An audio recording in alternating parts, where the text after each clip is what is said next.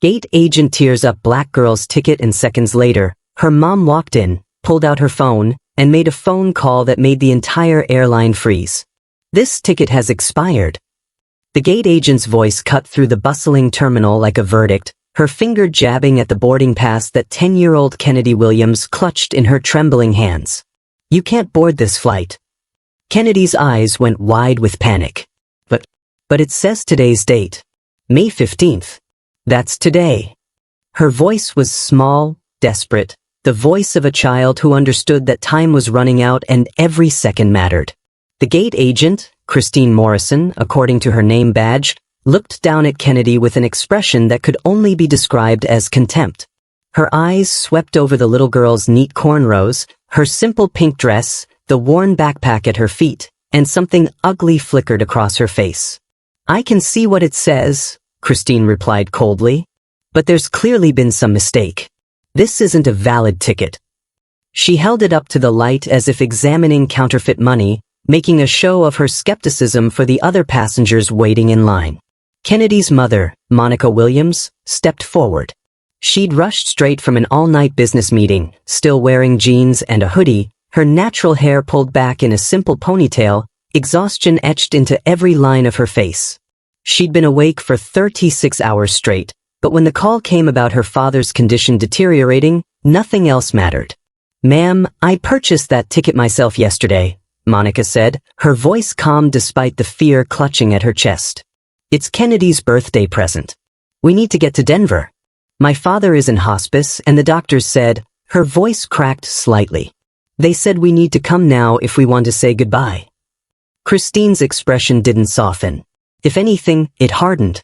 Well, that's unfortunate, but I can't let you board with an invalid ticket. Maybe you should have planned better instead of waiting until the last minute. The cruelty of those words hit like a physical blow. Kennedy's eyes filled with tears. She was 10 years old, and her grandpa Joe, the man who taught her to ride a bike, who read her stories every night when they visited, who called her his little star, was dying. And this woman was talking about planning better, as if Kennedy's grandfather had scheduled his death for their convenience. Please, Kennedy whispered, her voice breaking. Please, I just want to see my grandpa one more time. Christine looked at the crying child and something shifted in her expression, but not toward compassion. Toward satisfaction. She picked up the ticket, and with deliberate, calculated slowness, she tore it in half. Then in half again. The sound of ripping paper echoed in the sudden silence as nearby passengers stopped to stare. Next, Christine called out, dropping the shredded pieces on the counter like garbage. Kennedy's sob was audible throughout the gate area. Other passengers gasped, murmured protests, pulled out phones. But Christine ignored them all, her message clear. These two didn't belong here, didn't deserve consideration, didn't matter. Now, before you think this is just another sad story that ends with nothing changing, ask yourself something. If you believe a child begging to see her dying grandfather deserves basic human decency, if you've ever been judged by your appearance before anyone knew your name, if you think racism and cruelty should have consequences, then you need to see what happened in the next 8 minutes. Because what this gate agent didn't know about the woman standing in front of her in jeans and a hoodie would change everything, not just for her, but for the entire airline. Have you ever been treated like you didn't matter because of how you looked? Ever watched someone abuse their power simply because they thought they could get away with it? Tell us in the comments when and where it happened to you, because your story matters just as much as Kennedy's. And if you believe that no child should ever be denied the chance to say goodbye to someone they love, hit that like button and subscribe to Hyper Racism channel.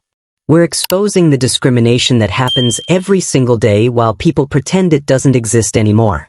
Monica Williams stood at that counter, her daughter sobbing beside her, shredded pieces of a ticket that cost $847 scattered like confetti. She looked at Christine Morrison with an expression that was perfectly, terrifyingly calm. I'd like to speak with your supervisor, Monica said quietly. Christine's laugh was sharp and mocking. Let me guess, you want a free ticket? You want me to make an exception because you have a sob story? She leaned forward, her voice dripping with disdain. People like you always want handouts. Always trying to get something for nothing. Well, not on my watch. People like you. The words hung in the air, their meaning unmistakable to everyone listening. Monica didn't raise her voice. Didn't argue. Didn't make a scene. She simply pulled out her phone, scrolled through her contacts, and made a single call. "This is Monica Williams," she said into the phone, her voice steady. "I need you to conference with the entire board." "Yes, right now. We have a situation that requires immediate attention." Christine rolled her eyes, already reaching for her radio. "Security to gate 42. We have passengers causing a disturbance." But something in Monica's tone, in the way she stood with quiet authority despite her casual clothes and exhausted face, made a few nearby passengers lean in closer. Made phones start recording. Made the atmosphere shift from sympathetic murmurs to electric anticipation. Because Monica Williams wasn't making an empty threat. She wasn't bluffing about connections or influence. She was making a call that would set in motion events Christine Morrison couldn't possibly imagine. Events that would unfold in exactly 8 minutes. Events that would cost Christine everything. But nobody knew that yet. Not Christine. Not the gathering crowd. Not even Kennedy, who cried into her mother's side, her heart breaking at the thought of never seeing Grandpa Joe again. They were all about to learn a lesson about assumptions. About judging people by their appearance. About what happens when cruelty meets consequences. And it started with one calm woman, one phone call, and 8 minutes that would change an entire airline forever. The clock was ticking. Monica kept her phone pressed to her ear, listening to the hold music while her other arm wrapped protectively around Kennedy's shaking shoulders. Gate 42 at Chicago O'Hare International Airport buzzed with the usual chaos of afternoon departures. Rolling suitcases, crying babies, hurried travelers checking watches and phones.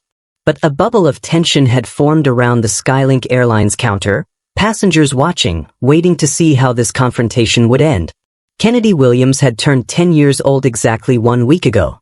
Her birthday party had been small, just family and a few friends from school, but Grandpa Joe had video called from his hospital bed in Denver, his voice weak but full of love as he sang happy birthday off-key. He'd promised her that when she visited this summer, they'd go to the botanical gardens like they did every year, and he'd teach her the names of all the new flowers. But 3 days ago, the call came.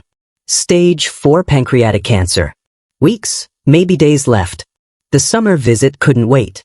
Kennedy's birthday present, a ticket to Denver, departing May 15th, suddenly became not a gift but a lifeline. One last chance to hug her grandfather, to tell him she loved him, to say goodbye. Monica had moved heaven and earth to make it happen. Rescheduled board meetings. Delegated urgent deals. Left her vice president in charge of negotiations that could make or break a quarter's earnings. Because family came first. Boys.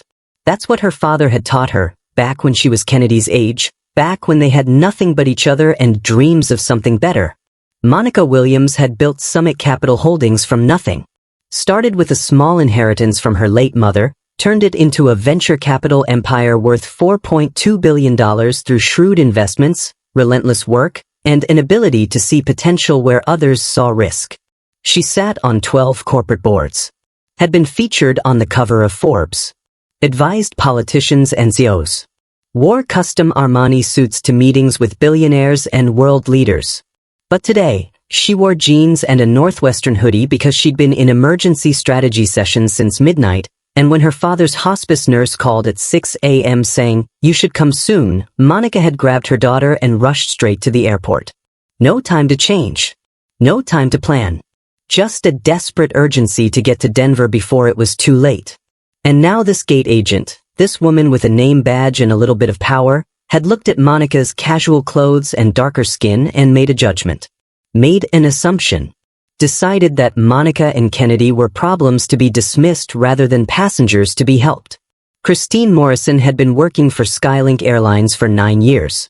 She'd started as a ticket agent fresh out of community college, worked her way up to senior gate agent, and prided herself on maintaining standards at her gates. She was the kind of employee who followed rules rigidly when it suited her and bent them creatively when it didn't. She denied boarding to passengers she deemed suspicious 14 times in the past 2 years, always finding technical reasons, always covering herself with policy language. 12 of those 14 passengers had been people of color. But Christine would swear up and down that race had nothing to do with it. She was just doing her job. Just protecting the integrity of the system. Just making sure people who didn't belong weren't taking advantage. The gate area itself was standard for a major hub, rows of uncomfortable chairs bolted together, charging stations that never had enough outlets, a view of planes taxiing outside floor-to-ceiling windows. SkyLink was a mid-tier carrier, not premium like Delta or United, but not budget like Spirit either. They served free drinks in economy and had a frequent flyer program that attracted business travelers who couldn't quite afford first class on the major airlines. Gate 42 served flights to mid-sized cities, Denver, Phoenix, Nashville, routes that were profitable enough to keep but not important enough to get the newest planes or best time slots.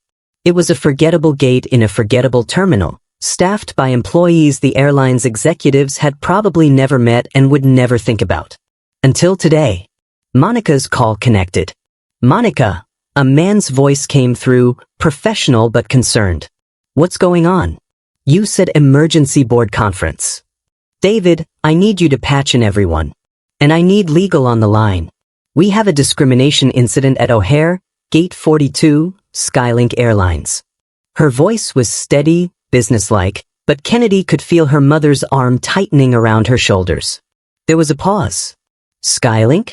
Monica, isn't that? Yes, Monica cut him off. The airline we've been evaluating for acquisition. The one whose stock we currently own 34% of. The one whose board has been begging us for a capital injection to avoid bankruptcy. Another pause, longer this time. What happened? A gate agent just tore up my daughter's ticket because she assumed we couldn't afford it. Kennedy is trying to get to Denver to see her dying father, my father, and this woman looked at us, decided we were trying to scam the system, and destroyed a valid ticket. Then called us people like you and implied we wanted handouts. The silence on the other end was absolute.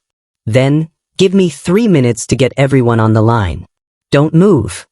Christine, who'd been watching this exchange with growing unease, stepped forward. Ma'am, I've called security. If you don't leave the counter area voluntarily, you'll be escorted out. And I'll be filing a report about your threatening behavior. Threatening behavior? A passenger in line spoke up, an older white woman with silver hair and a business suit. I've been standing here the whole time. The only threatening behavior I've seen is yours. That little girl is crying because you tore up her ticket to see her dying grandfather. What is wrong with you? Christine's face flushed. Ma'am, please stay out of this. This is an airline business. This is human decency business. Another passenger chimed in, a young black man in scrubs who looked like he'd just gotten off a hospital shift. I saw what you did. We all saw it. You didn't even check the ticket properly. You just decided they didn't belong here. More voices joined in. A growing chorus of witnesses who'd seen enough, who were tired of watching injustice unfold in front of them while they stayed silent. Christine grabbed her radio with shaking hands. Security, please expedite to Gate 42. Multiple passengers are becoming hostile. Monica's phone buzzed with an incoming conference call. She answered, and suddenly 6 voices were on the line. Summit Capital's entire executive board, plus their chief legal counsel. Monica, we're all here, David Chin, her chief operating officer, said. What do you need? Monica looked at Christine Morrison, at this woman who'd casually destroyed a child's hope and called it policy. Looked at the shredded ticket pieces still scattered on the counter. Looked down at Kennedy, whose tears had soaked through Monica's hoodie. I need you to pull up SkyLink Airlines' current financial status, Monica said calmly. Their debt load, their cash reserves, and the terms of the acquisition offer they sent us last month. The one we were still considering. Pulling it up now, came the voice of James Liu, their chief financial officer. But, are we accelerating the timeline? Monica's smile was as cold as winter. We're doing more than that. We're moving forward with full acquisition. Today. And I want control of the board by the end of business tomorrow. Christine's face had gone from flushed to pale. She didn't understand everything she was hearing, but she understood enough. Understood that the woman she'd dismissed, the woman she'd insulted, the woman whose daughter she'd made cry, That woman was on a conference call talking about acquiring the airline. Her airline. Monica, that's aggressive, David said carefully. Full acquisition with board control in 24 hours? That's possible if we use the leverage we have. They need our money to survive. They've been negotiating for months. We end negotiations. We dictate terms. And part of those terms is that I want personnel files for everyone working Gate 42 today, and I want authority to make immediate staffing changes. Kennedy looked up at her mother, not fully understanding but sensing that something big was shifting. Mama? It's okay, baby, Monica whispered, kissing the top of her head. We're going to see Grandpa Joe. I promise. Security arrived. 2 officers who looked uncertain about what they were walking into, seeing a crying child, a calm woman on a phone call, and a gate agent who was visibly panicking. Someone called about a disturbance? One officer asked. Half a dozen passengers pointed at Christine. She's the disturbance.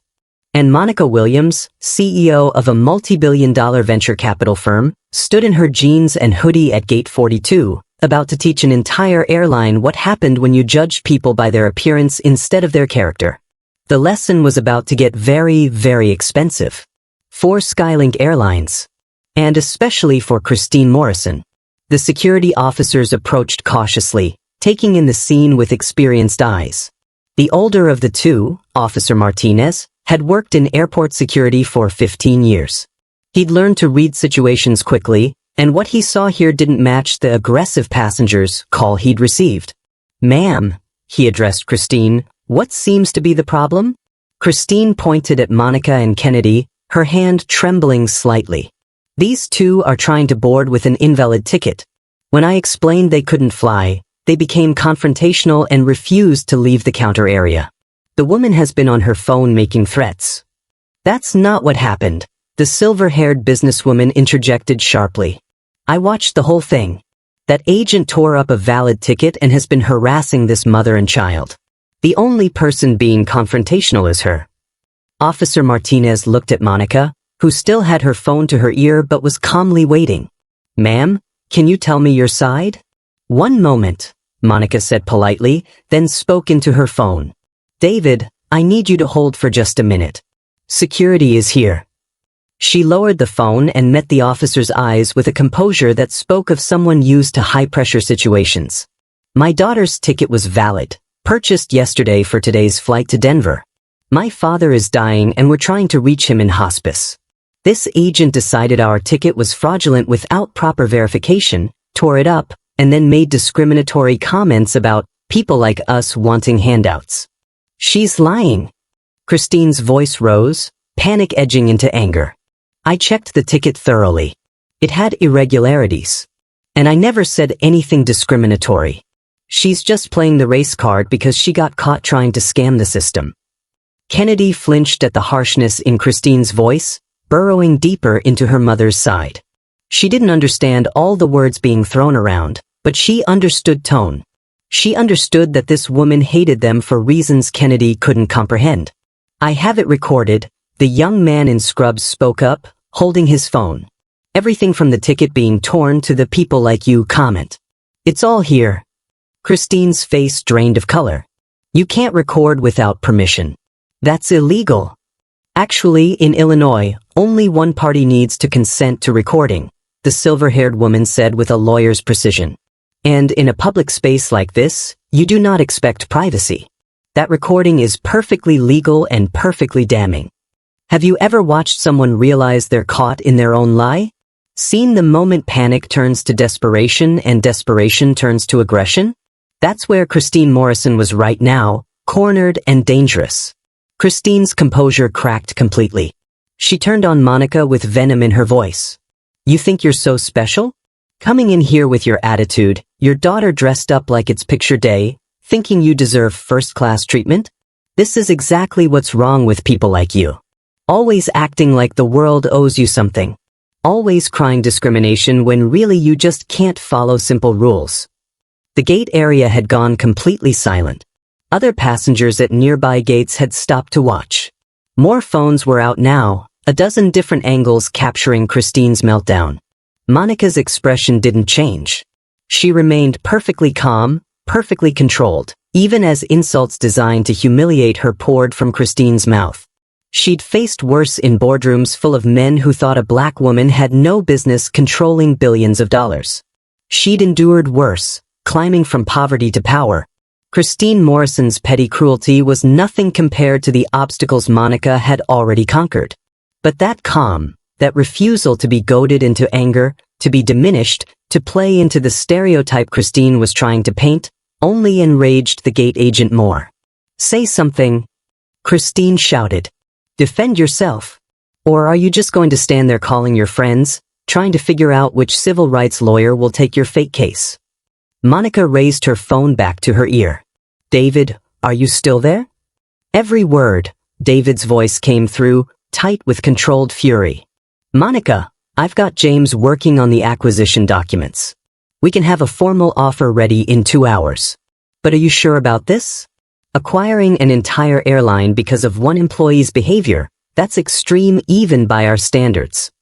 "It's not about one employee," Monica said, her eyes never leaving Christine's face. "It's about the system that's protected her for 9 years while she's discriminated against passengers. It's about a company culture that allows this behavior to flourish. And it's about my daughter, who's been traumatized by an adult who should have helped her but chose cruelty instead." Christine laughed, but it sounded brittle, desperate. "You're delusional.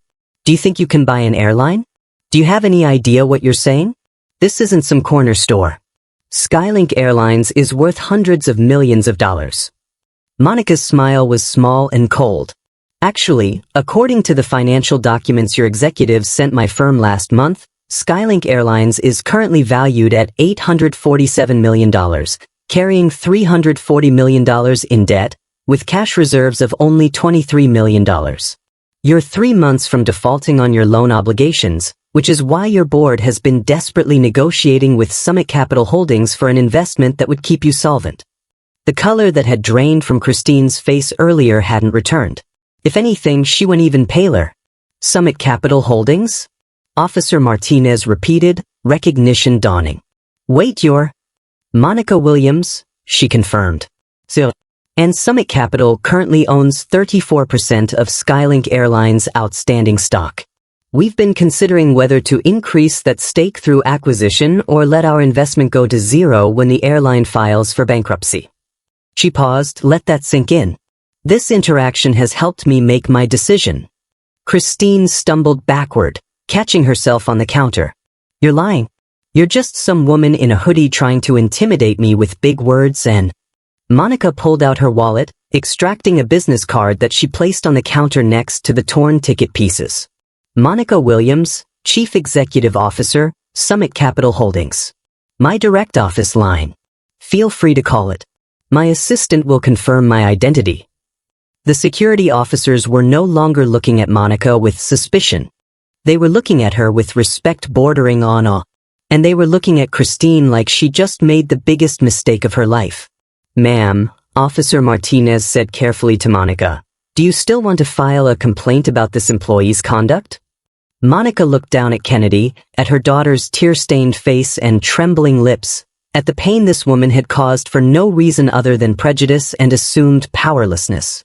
"Yes," Monica said quietly. "I want a full report filed. And I want—" Her phone buzzed with an incoming call. She glanced at the screen, and her expression shifted to something that might have been grief breaking through her composure. "It's the hospice," she whispered. Kennedy's eyes went wide with terror. "Mama?" Monica answered, listening for 30 seconds that felt like years.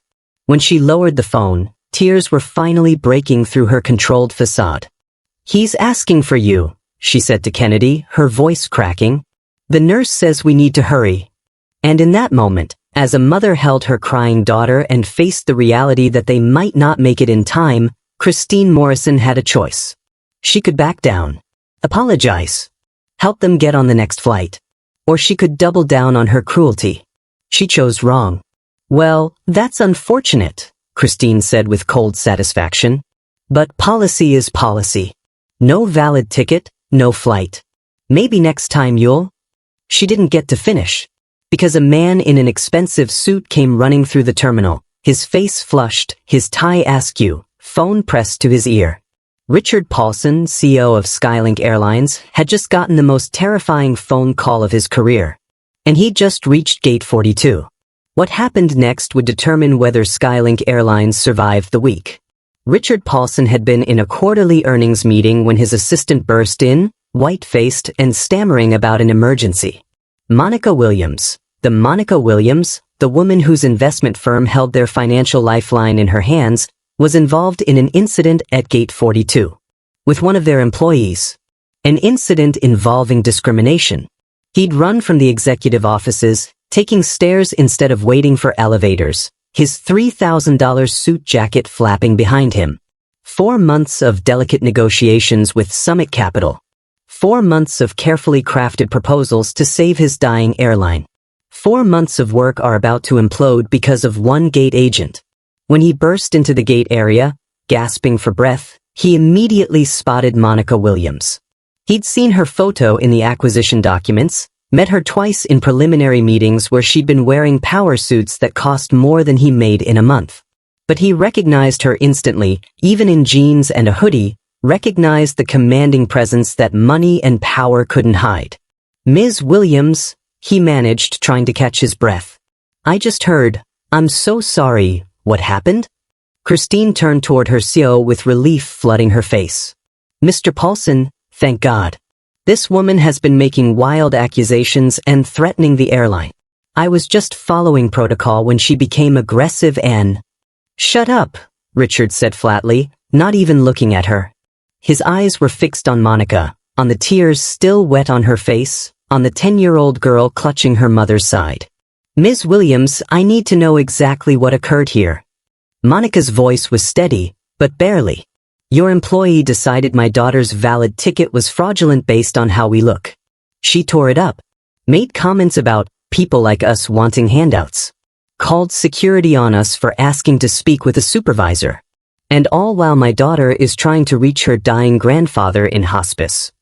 Her voice cracked on the last word. We just got a call.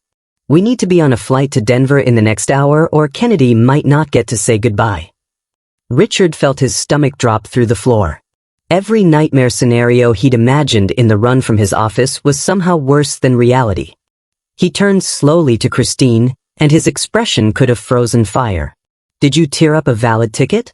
Christine's mouth opened and closed. Sir, the ticket looked suspicious, and given their appearance, I thought. Their appearance? Richard's voice went deadly quiet. You made a judgment based on their appearance? I was being cautious. Christine's voice rose defensively. We have protocols about potential fraud, and when passengers don't look like they belong in. Stop talking, Richard ordered. Stop talking right now before you make this even worse. He turned back to Monica, and to the shock of everyone watching, he got down on one knee in front of Kennedy. Sweetheart, he said gently, I am so sorry that this happened to you. I'm sorry that when you needed help, one of my employees hurt you instead. That was wrong. What she did was completely wrong, and I promise you it doesn't represent who we want to be as an airline. Kennedy looked at her mother uncertainly. Monica nodded and Kennedy whispered, I just want to see my grandpa. Richard stood, pulling out his radio. This is CEO Paulson. I need the next Denver flight held at the gate. I don't care if it's boarding. Hold it. He looked at Monica. What's your father's name? The hospice. Joseph Harris. Mountain View Hospice Center. Richard spoke into his radio again. I need a company car waiting at Denver International, emergency lights authorized for hospice transport. Patient name Joseph Harris, Mountain View Hospice. He paused. And get me 2 first-class seats on that Denver flight. Immediately. Sir, the flight is full, came the response. Then bump 2 passengers to our next flight and compensate them appropriately. I want those seats available in 5 minutes. He turned to Christine, who was trembling now, understanding beginning to dawn. Ms. Morrison, you're suspended immediately. Security will escort you from the terminal. You'll receive termination paperwork within 24 hours. You can't fire me for this. Christine's voice went shrill. I have rights. I have a union contract. I was following protocol. Your protocol was discriminatory, Richard said coldly. Your protocol was making assumptions based on race. Your protocol was cruelty to a child. And your protocol just cost this airline its survival. He pulled out his own phone, pulled up an email, and showed it to Christine. See this? This is from Summit Capital Holdings. Arrived 7 minutes ago. They're withdrawing from acquisition negotiations. They're dumping their 34% stake in our company. And they're recommending that their partner firms do the same. The gate area had gone deathly silent. Every passenger, every employee, and everyone was watching this corporate execution in real time. Do you understand what that means? Richard continued, his voice shaking with barely contained fury. It means SkyLink Airlines will be in bankruptcy within 90 days. It means 23,000 employees will lose their jobs. It means my career is over. All because you couldn't see a black woman and her daughter as human beings deserving of respect. Christine's legs gave out. She collapsed into one of the gate chairs, her face gray with shock. Monica's phone rang again. She looked at the screen, the hospice calling back, and her composure was finally, completely shattered. She answered, listened for 10 seconds, and a sound came from her throat that was pure anguish. No, she whispered. No, please, not yet. We're coming. We're coming right now. Please tell him we're coming. Richard felt his heart crack. Ms. Williams. He's fading fast, Monica said, tears streaming freely now. They don't think he has much time. Maybe an hour. Maybe less. She looked at him with desperate hope. Can you really get us there? I'll get you there if I have to fly the plane myself, Richard promised. He grabbed his radio again. This is CEO Paulson. I want a direct line to the pilot of Flight 447 to Denver. Now. Within 60 seconds, he had the captain on his phone. Captain, this is Richard Paulson. I need you to understand something. The 2 passengers we're holding the gate for are facing a family emergency. The woman's father is dying in hospice in Denver, and they're racing against time. I need you to make up every minute you can safely make up. File for priority routing. Use every favor you have with air traffic control. Can you do that? Consider it done, sir. The captain's voice came back, firm and compassionate. We'll get them there. Monica was shaking, holding Kennedy close, both of them crying. The silver-haired businesswoman who defended them earlier put a gentle hand on Monica's shoulder. You'll make it. You will. We'll all pray you make it. Other passengers nodded, murmured agreements. This crowd of strangers united in desperate hope for a little girl who just wanted to say goodbye to her grandfather. Richard personally escorted Monica and Kennedy down the jetway, carrying Kennedy's backpack himself. As they reached the aircraft door, Monica turned back to him. The withdrawal email was a bluff, she said quietly. We hadn't actually sent it yet. My CFO was still drafting it when you arrived. Richard stared at her, processing what that meant. But we will send it, Monica continued, her voice hard now despite the tears. Unless you can prove to me in the next 72 hours that what happened at Gate 42 was an isolated incident and not a symptom of systemic rot in your company culture. You have 3 days to show me every discrimination complaint filed against your airline in the past 5 years, every resolution or lack thereof, every employee who's been protected when they should have been fired. And if I can prove it was isolated? Richard asked, though he suspected he already knew the answer. Then we move forward with the acquisition, Monica said. But on my terms. With my people in key positions. With mandatory training. With a passenger bill of rights that has teeth. With a foundation providing free flights for families facing medical emergencies, so no one else ever has to beg to say goodbye to someone they love. And if you find systemic problems? Monica's smile was cold. Then I'll still acquire the airline. But I'll gut it from top to bottom. Every executive who enabled discrimination will be gone. Every policy that protected bigots over passengers will be rewritten. It'll be painful, expensive, and necessary.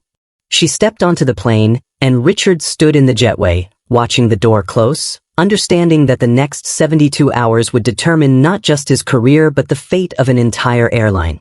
And it had all come down to one gate agent's cruelty. One little girl's tears.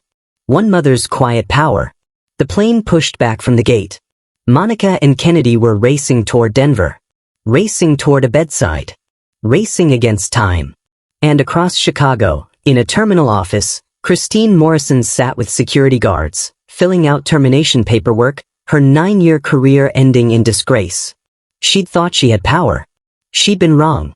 And she was about to find out just how wrong as the video from Gate 42 began spreading across social media, her name and face attached to words like racist and cruel and fired. The internet was about to teach her a lesson about consequences. But first, Kennedy Williams had to say goodbye to her grandpa. If they made it in time. Flight 447 to Denver pushed back from Gate 42 at 2:47 p.m., 12 minutes ahead of schedule. Captain Derek Morrison, no relation to Kennedy, though the coincidence wasn't lost on him, had filed for priority routing and was already coordinating with air traffic control to shave precious minutes off their flight time. In seats 2A and 2B, Monica held Kennedy's hand as the plane taxied, both of them silent, both praying in their own ways that they wouldn't be too late. Back at Gate 42, the aftermath was unfolding with brutal speed. Christine Morrison sat in the airport security office, flanked by 2 guards, while Richard Paulson stood across from her with the airline's head of HR and chief legal counsel on speakerphone. The video from the young man in scrubs was playing on a laptop for the 3rd time, each viewing making Christine's situation more hopeless. People like you always want handouts. The words, captured in crystal clear audio, filled the small office. Christine flinched every time she heard her own voice, the contempt in it undeniable. Ms. Morrison, the HR director's voice came through the speaker, flat and professional. Can you explain what you meant by people like you in this context? I meant people who try to use sob stories to get free upgrades, Christine stammered. That's all. It wasn't about race. It was never about race. Then why, Richard asked coldly, did you assume their ticket was fraudulent before even scanning it? Why did you call security instead of simply checking your computer system? Christine's hands twisted in her lap. Because they looked, she trailed off, realizing any answer would damn her. Because they looked black, the legal counsel supplied flatly. Because a black woman in casual clothes with a black child couldn't possibly afford premium tickets in your worldview. That's racial profiling, Ms. Morrison. That's discrimination. That's actionable both civilly and potentially criminally. Have you ever watched someone's excuses crumble in real time? Seen the moment they realize there's no lie good enough to cover the truth everyone already knows?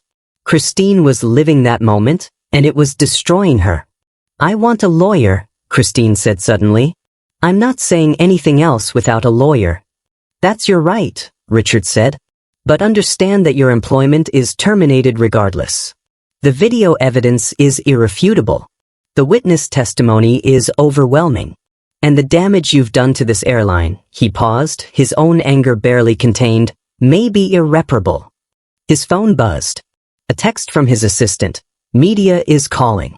The video went viral.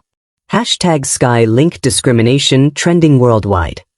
Richard closed his eyes briefly. Of course, it was viral. Of course, the media had it.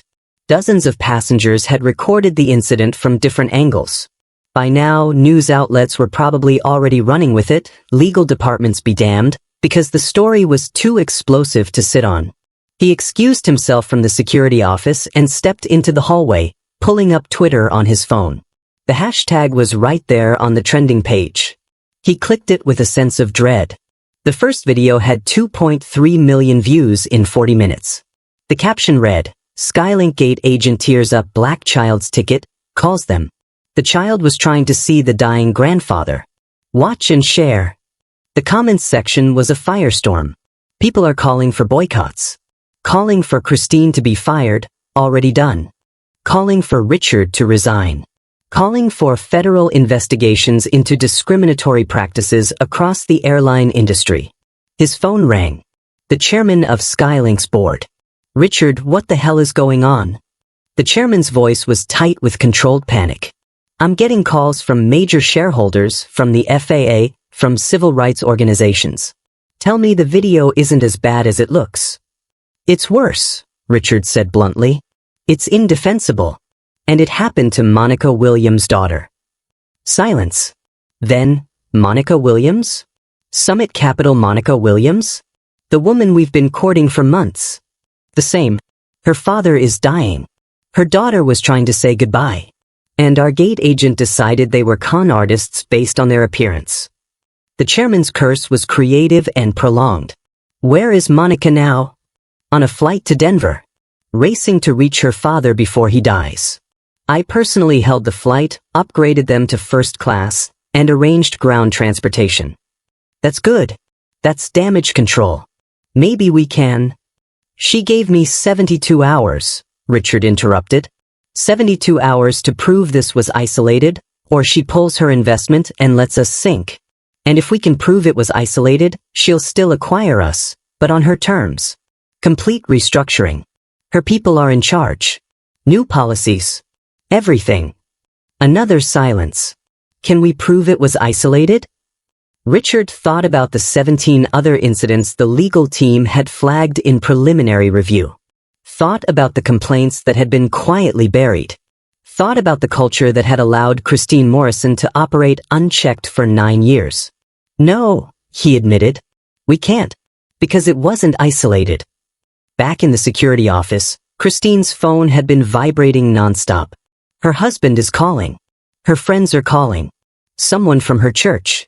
She wasn't allowed to answer it, but she could see the notifications piling up, could imagine what they were seeing online, what they were asking. A security guard's radio crackled. We've got protesters gathering at the main terminal. About 50 people with signs. They're peaceful, but they're blocking the ticketing area. Already. The video had gone viral less than an hour ago. Oh, and already, DY protesters were mobilizing.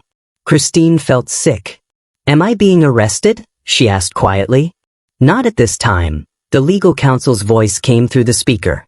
But the Williams family has the right to press charges for destruction of property, and depending on how the investigation unfolds, there could be federal charges related to discrimination in interstate commerce. Christine's world was collapsing. Her job gone. Her reputation was destroyed. Possible criminal charges. Her face and name are attached forever to the word racist in a viral video that would never disappear. I didn't mean for any of this, she whispered. But you did it anyway, Richard said from the doorway. You looked at a child begging to see her dying grandfather, and you chose cruelty. You chose to tear up that ticket. You chose to call them scammers. You chose every word that came out of your mouth. So yes, Ms. Morrison, you absolutely meant it. You just didn't mean to get caught. His phone buzzed again. Another text from his assistant. CNN wants a statement. So does NBC, ABC, CBS, Fox, and about 40 other outlets. What do I tell them? Richard stepped back into the hallway to compose a response, leaving Christine alone with security and the weight of her choices.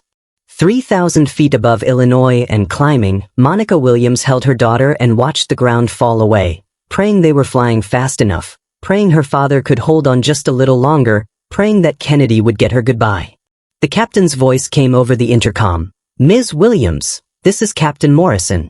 We've been cleared for direct routing and optimal altitude. We're going to make up significant time. Denver Approach has been notified of our situation and is prioritizing our landing. We're going to get you there. Kennedy looked up at her mother with hope and fear warring in her young eyes. Will Grandpa wait for us, Mama? Monica had no answer that wasn't a lie or a heartbreak. So she just held her daughter tighter and whispered, He loves you so much. So very much.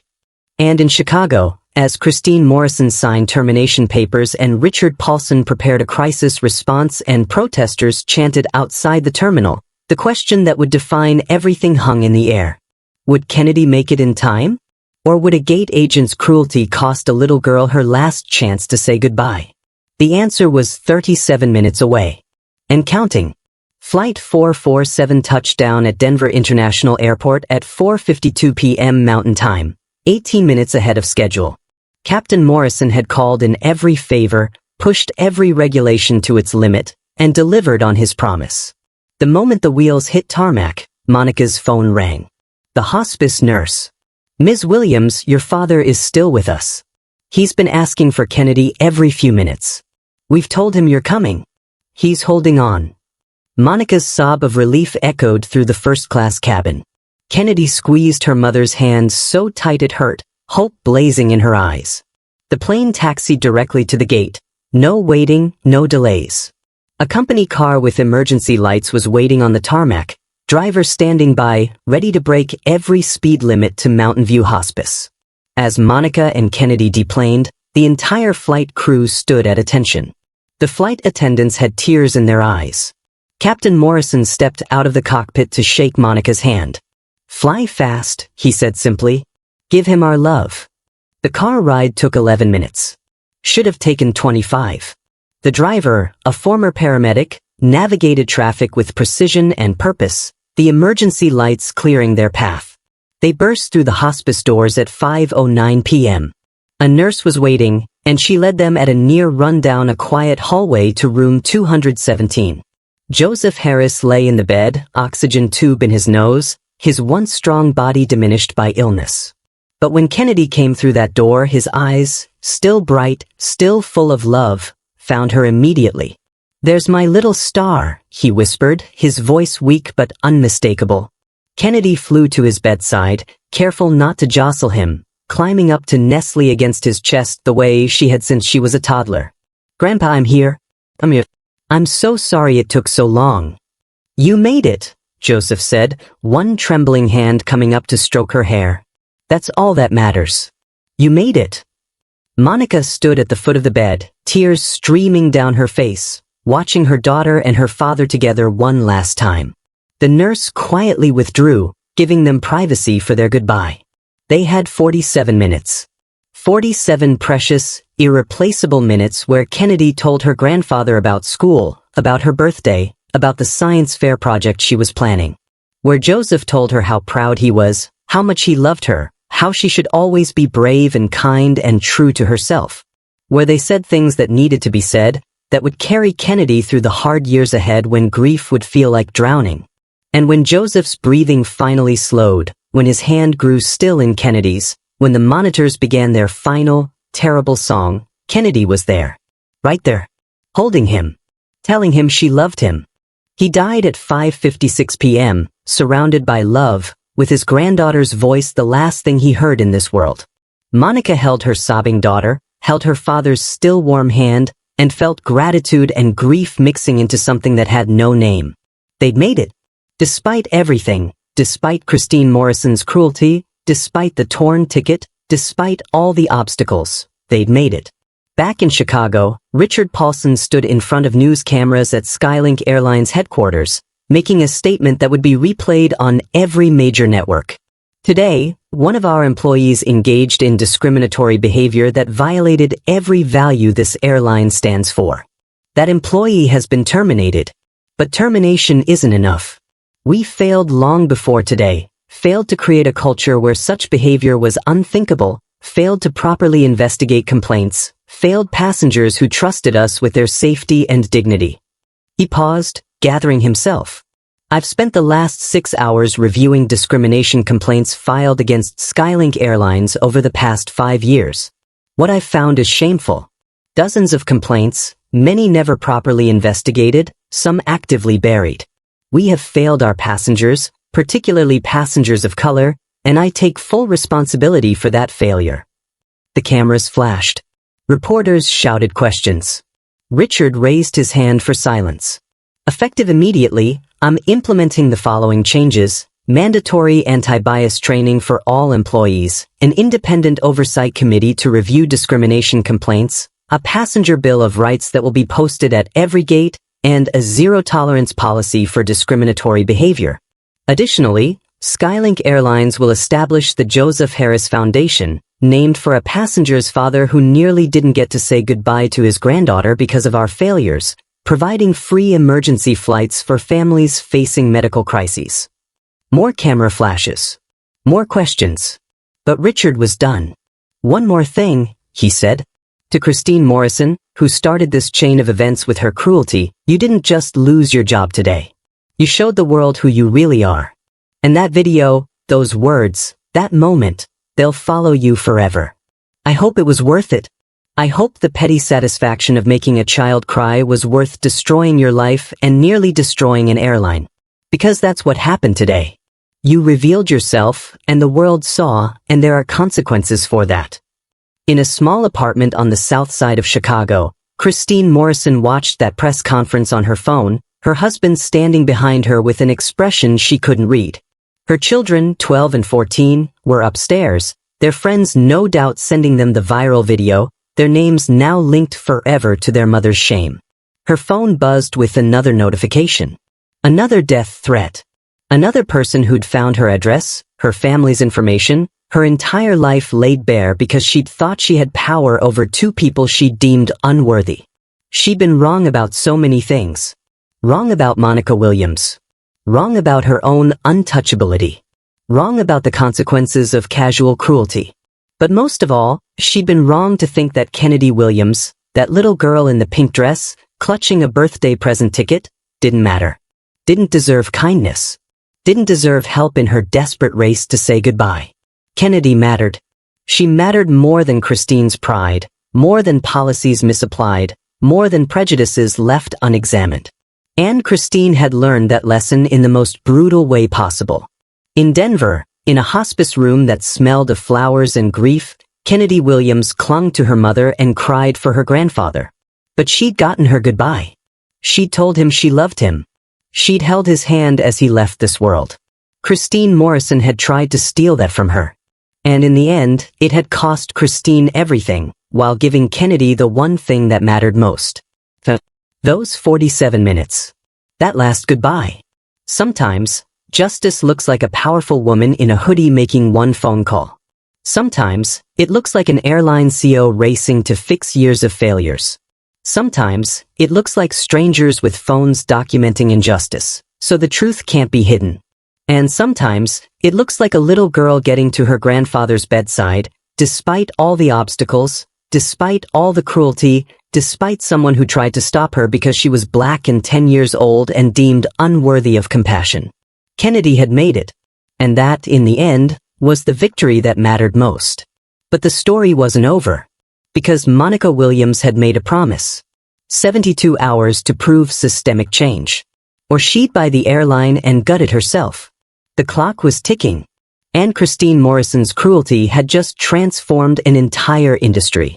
72 hours after Gate 42, Monica Williams sat in the SkyLink Airlines boardroom, Kennedy beside her. The little girl wore a black dress for her grandfather's funeral, scheduled for the following day. But first, her mother had business to conclude. Richard Paulson slid a 300-page report across the mahogany table. Every discrimination complaint filed in the past 5 years. Every resolution or lack thereof. Every employee who faced consequences or didn't. It's all documented. Monica opened the report, her face impassive as she scanned pages detailing a systemic failure to protect passengers of color. 17 complaints against Christine Morrison alone, buried by supervisors who valued employee retention over passenger dignity. 43 other employees with multiple complaints. Training programs that existed on paper but were never enforced. This is damning, Monica said quietly. I know. Richard's voice was heavy. We failed. Repeatedly. Deliberately. And I take responsibility for not knowing, for not creating systems that would have brought this to my attention sooner. Monica closed the report and looked at the assembled board members, 8 people who'd presided over this culture of negligence. Here are my terms. Summit Capital will complete the full acquisition of SkyLink Airlines for $680 million, assuming all debt. Every person in this room will resign from the board within 30 days. Richard, you can stay as COO if you want, but CEO authority transfers to me. The board members shifted uncomfortably. One spoke up. Ms. Williams, with respect, you're a venture capitalist. You don't have airline operational experience. No, Monica agreed. But I have experience building cultures of accountability. I have experience hiring talented people and empowering them to do right. And I have experience understanding that profit without principle is just greed. She paused. Also, My daughter just watched one of your employees nearly steal her chance to say goodbye to her grandfather. So forgive me if I'm not particularly interested in your opinions about my qualifications." Silence. All in favor? Richard asked, already knowing the outcome. The vote was unanimous. They had no choice. Without Summit Capital's money, SkyLink would be in bankruptcy by month's end. "One more thing," Monica said. "Christine Morrison is being charged federally with discrimination in interstate commerce. The Justice Department is prosecuting. I'm told she's facing up to 18 months in prison and substantial fines." Have you ever wondered what real accountability looks like? Not just a firing, not just bad publicity, but actual legal consequences that send a message that discrimination isn't just wrong, it's criminal? Tell us in the comments if you think the punishment fits the crime. Beyond the criminal charges, Christine's life had imploded completely. Her husband had filed for divorce, unable to reconcile with the woman in that video. Her children refused to speak to her. Her church asked her to leave. Job applications went unanswered. Who would hire the face of viral racism? She'd become a cautionary tale, a warning, a symbol of what happens when casual cruelty meets modern accountability. But Monica took no joy in Christine's destruction. She'd wanted justice, not revenge. Wanted systemic change, not personal vendetta. The Joseph Harris Foundation will launch in 30 days, Monica told the board. Initial funding of $50 million from Summit Capital. It will provide free emergency flights for families facing medical crises. No questions asked, no means testing, no bureaucracy. If someone needs to reach a dying loved one, we'll get them there. Kennedy looked up at her mother with pride shining through her grief. Grandpa Joe's death had meaning now. His name would help other families avoid the nightmare they'd endured. "That's my grandfather's legacy," Kennedy said softly. "Helping people say goodbye." The board members, chastened and soon-to-be former, nodded their approval. Richard spoke last. "Monica, I know I failed you and Kennedy. Failed Joe Harris. Failed countless other passengers. But I'm asking for the chance to help fix it. Keep me on. Let me be part of the solution." Monica studied him, this CEO who'd run to Gate 42, who'd held a plane, who'd personally ensured they reached Denver in time. Who'd spent 72 hours conducting an honest audit, even knowing it would cost him his position. "You can stay," she said, "but you'll report to me. And the first time I see evidence of discrimination being ignored or buried, you're gone. Understood?" Understood. 3 months later, SkyLink Airlines, now fully owned by Summit Capital Holdings, had transformed. New training programs with teeth. Independent complaint oversight. A passenger bill of rights is displayed at every gate.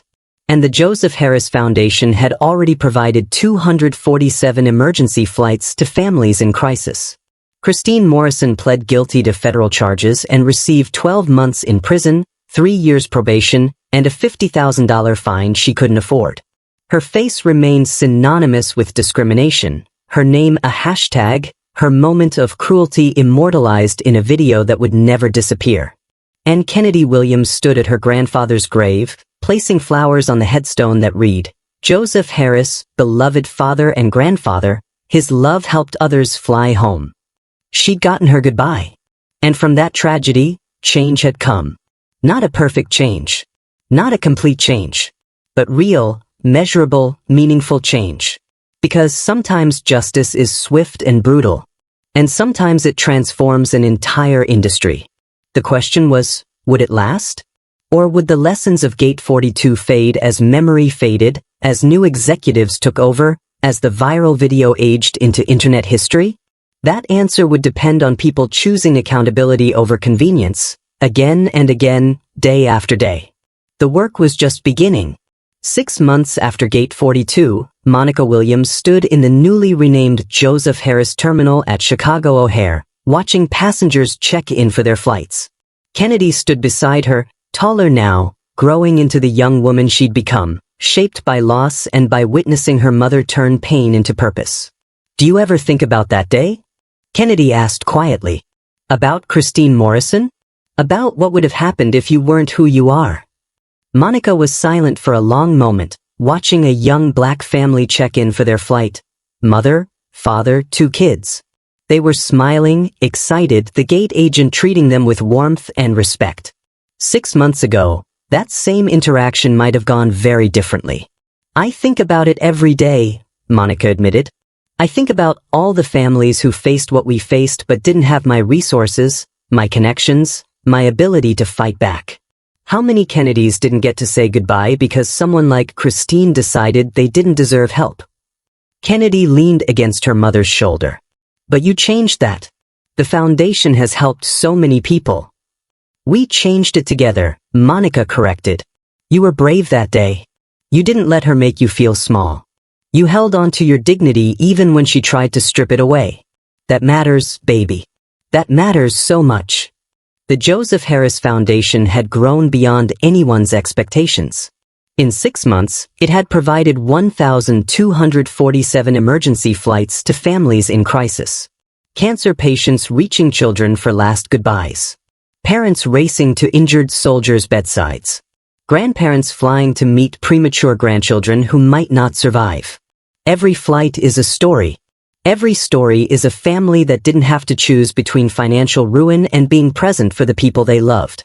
But Monica knew the foundation was just a bandage on a deeper wound.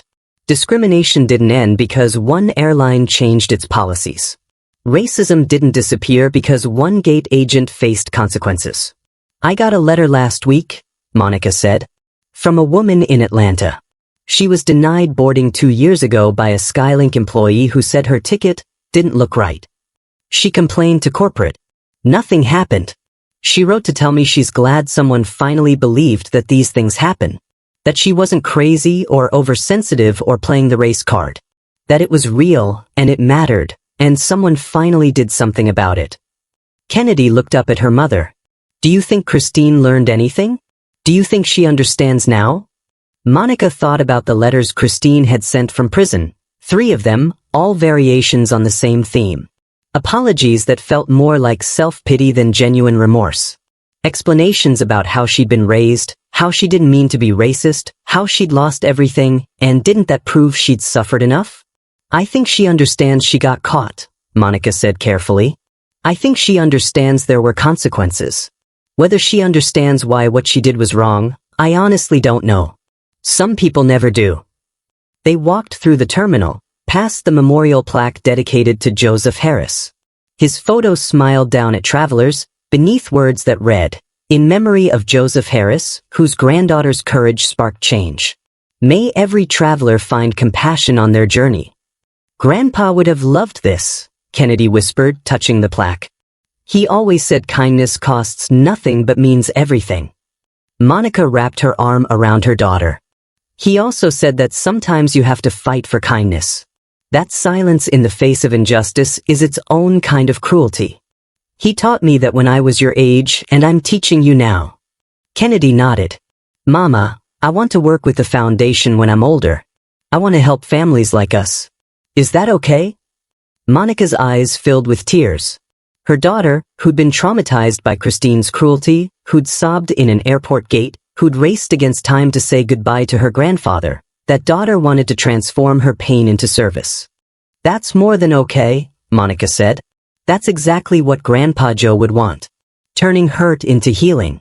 Making sure his story helps other people's stories end better. They stood together in that terminal, in that space that had been renamed for a man who'd taught his granddaughter to be brave, who'd taught his daughter to fight for what's right, whose death had somehow sparked change that rippled far beyond one family's tragedy.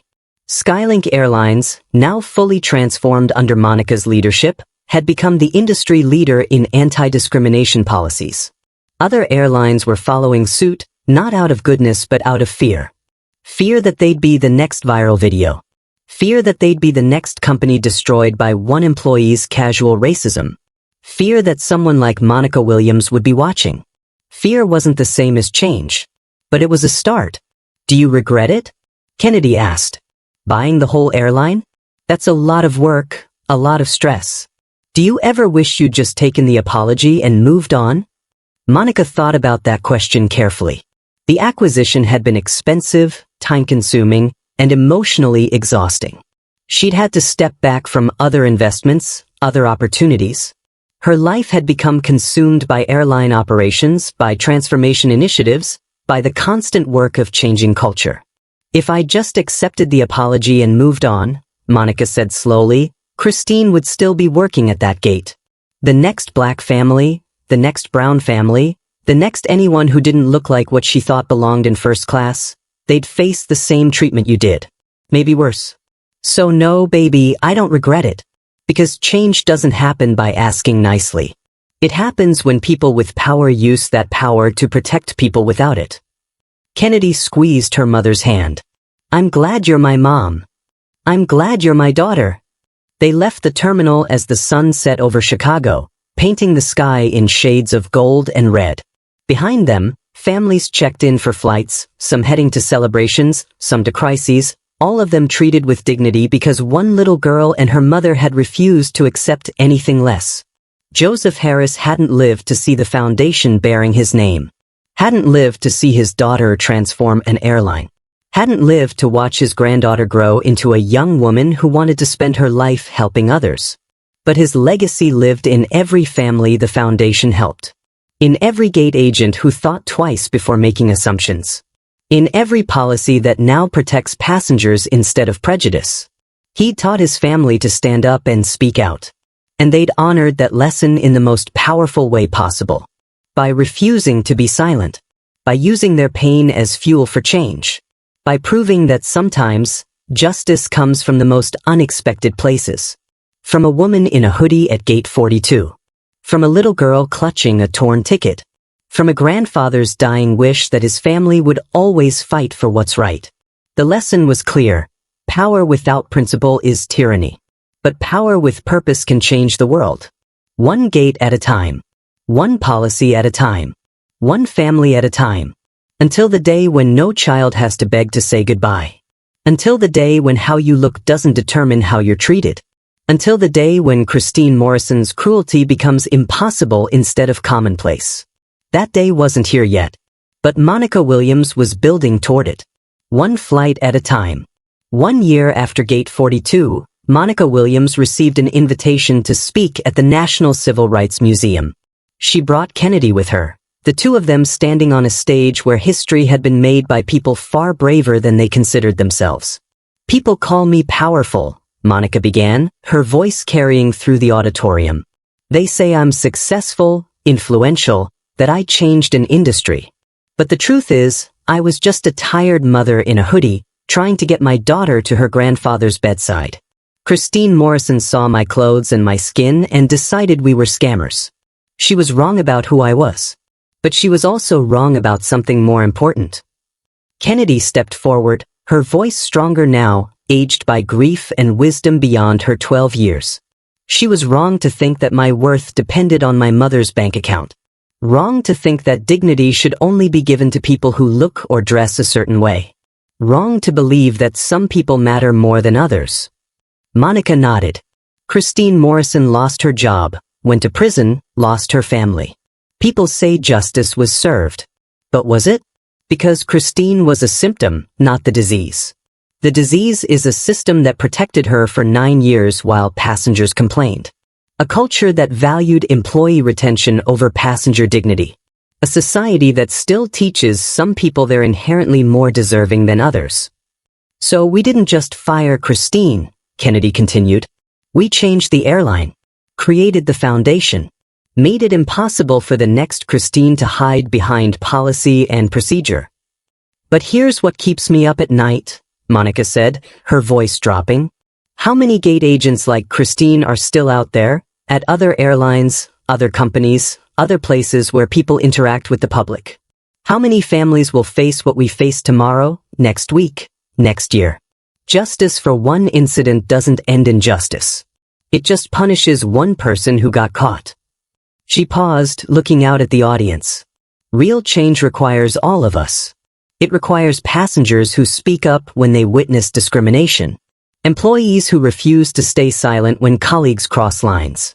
Executives who create cultures where accountability matters more than convenience. And it requires people with power, whether that's money, influence, or just a phone that can record, using that power to protect those without it. Kennedy's voice was soft but clear. My grandpa died the day we got there. I got 47 minutes with him because strangers stood up for us. Because people recorded what happened. Because my mom refused to accept cruelty as normal. 47 minutes that Christine Morrison tried to steal from me. Monica's arm wrapped around her daughter. So when people ask if buying an airline was extreme, if transforming an industry was too much, if sending Christine Morrison to prison was harsh, I think about those 47 minutes. I think about Kennedy holding her grandfather's hand as he took his last breath. And I think about every family that doesn't get that chance because someone decided they don't deserve help. That's why we fight, Kennedy said. Not for revenge. For change. They left the stage to thunderous applause. Two people who'd transformed personal tragedy into systemic reform, who'd turned one gate agent's cruelty into an industry-wide reckoning. Thank you for watching Monica and Kennedy Williams' story. Now, I want to ask you, what would you have done in Monica's shoes? Would you have accepted an apology and moved on, or would you have used your power to transform an entire system? Would you have fought for justice or avoided the confrontation? Tell us in the comments. Do you think racial discrimination and prejudice can truly end? What concrete steps do you believe need to happen to curb it? Is serving justice to individuals like Christine Morrison enough? Or do we need deeper systemic changes in how companies hire, train, and hold employees accountable? Do we need more people like Monica Williams using their wealth and influence to force change? Or can transformation happen through grassroots organizing and collective action? Tell us your honest opinion, because these conversations are how movements begin. And if you want racism to become a thing of the past in our country and world at large, if you want to be like Monica and Kennedy Williams, transforming pain into purpose, using your resources, whether that's money, time, or just the ability to speak up, to protect others, turning moments of injustice into catalysts for change, then share this video and subscribe to this channel. Together, we can create a world where Christine Morrison's cruelty becomes unthinkable instead of commonplace. Together, we can build systems that protect passengers instead of prejudice. Together, we can ensure that no family ever again has to beg for the basic dignity of reaching a dying loved one. Monica Williams was just a tired mother in a hoodie until someone decided she didn't belong.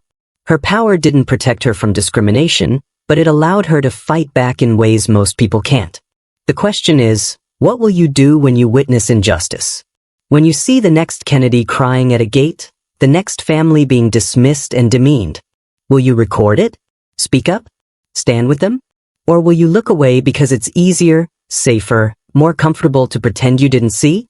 Because the next Christine Morrison is out there right now, working at a counter, making decisions about who deserves help and who deserves contempt, judging people by their appearance instead of their humanity.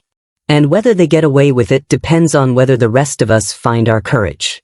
The choice is yours. Choose wisely. Choose bravely. Choose to be the person who makes 47 minutes possible. Because sometimes that's all the time we get. And it should never be stolen by someone's prejudice.